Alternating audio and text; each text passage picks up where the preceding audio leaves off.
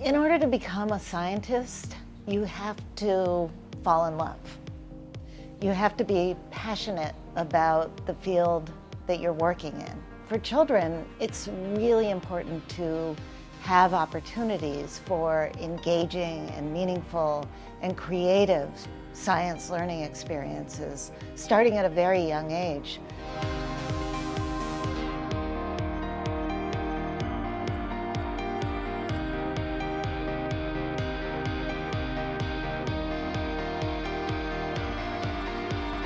One of the challenges in our school system is science is often taught as a memorization exercise, and that's not the most effective way to learn or to get young people interested in science. It's much more effective if you understand that science is a domain of inquiry.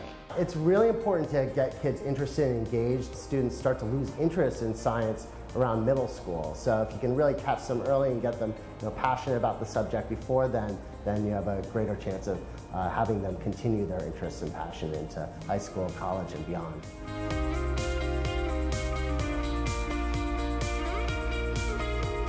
A lot of people's biggest fear is that Betsy DeVos is going to defund public schools.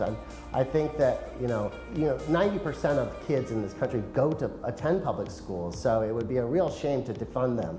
Also, I'm afraid of too much focus on STEM, actually, and I think it's really important that we continue and fund music programs and arts programs in our public schools around the country. The U.S. Department of Education, they can highlight and showcase significant programs that are running throughout the country.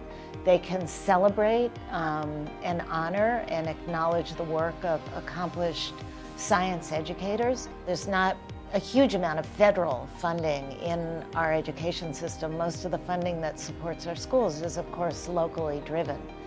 And so I think the role of federal funding opportunities is really where you want to use some of the resources that the federal government makes available for science education is in the area of innovation.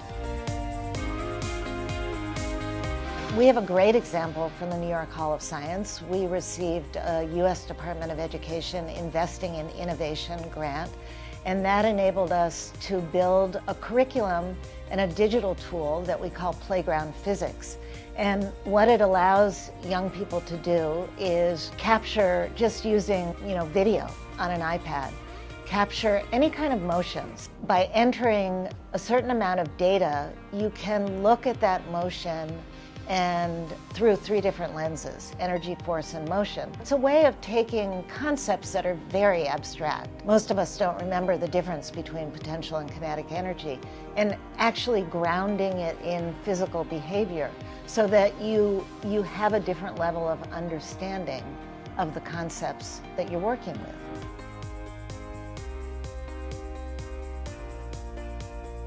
The most important thing is to continue funding innovative programs, because it's critical that our education system be able to keep up with the very rapid changes and rapid advances that are happening in the field of scientific research and science more broadly. So my advice to Betsy DeVos, really right off the bat, I think that she should try shadowing some students around the country. There's teachers all around the U.S. right now are doing this Shadow a Student challenge. I just did it last week, where I spent an entire day just following a student to see what a day in the life of a student is like.